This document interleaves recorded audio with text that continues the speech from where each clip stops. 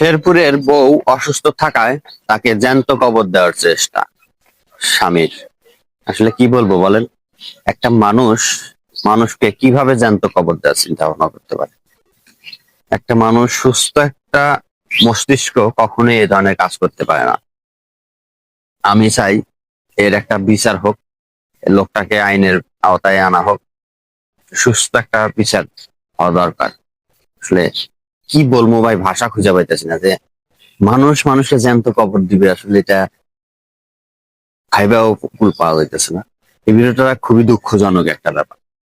আসলে অসুস্থ রোগী, তাকে চিকিৎসা করার বাদে তাকে দেখেন আরো তাকে জ্যান্ত কবর দেওয়ার চেষ্টা করতেছে। ভিডিওটা অবশ্যই আপনারা শেয়ার করে দিবেন, সকলকে দেখার সুযোগ করে দিবেন।